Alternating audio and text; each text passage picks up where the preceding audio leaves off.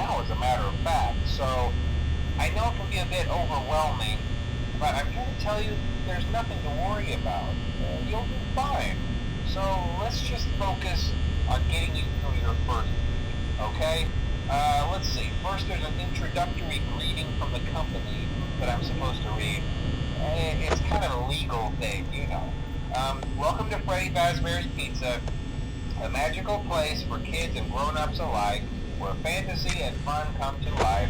Fazbear Entertainment is not responsible for damage to property or person. Upon discovering that damage or death has occurred, a missing person report will be filed within 90 days or as soon as property and premises have been thoroughly cleaned and bleached and the carpets have been replaced. Blah, blah, blah. Now, that might sound bad, I know, but there's really nothing to worry about. The animatronic characters here do get a bit quirky at night, but do I blame them? No. If I were forced to sing those same stupid songs for 20 years and I never got a bath, I'd probably be a bit irritable at night too. So remember, these characters hold a special place in the hearts of children and we need to show them a little respect, right? Okay. So just be aware, the characters do tend to wander a bit. They're left in some kind of free roaming mode at night. Something about their servos locking up if they get turned off for too long. They used to be allowed to walk around during the day too, but then there was the bite of 87. Yeah, it's amazing that the human body can live without the frontal lobe, you know? Now concerning your safety, the only real risk to you as a night watchman here, if any, is the fact that these characters, if they happen to see you after hours, probably won't recognize you as a person. They'll most likely see you as a metal endoskeleton without its costume on. Now, since that's against the rules here at Freddy Fazbear's Pizza, they'll probably try to forcefully stuff you inside a Freddy Fazbear suit.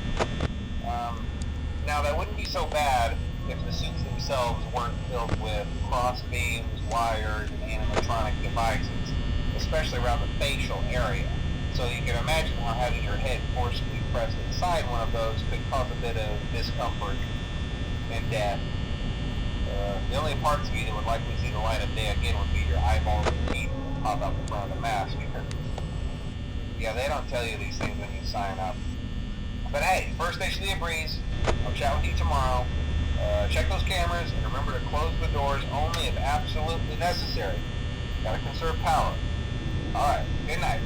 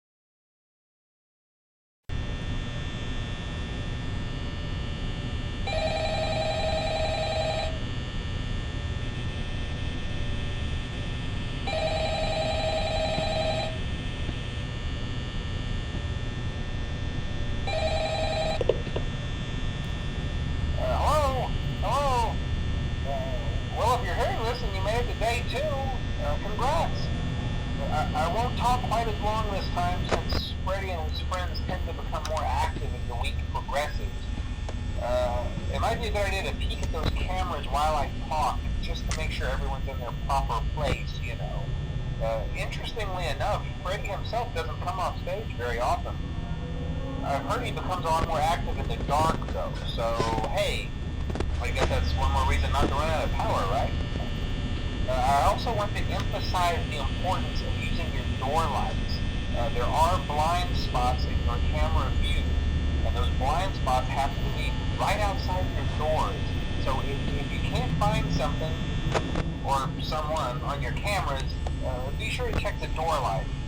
You might only have a few seconds to react. Not that you would be in any danger, of course. I'm not implying that. Also, check on the curtain in Pirate Cove from time to time.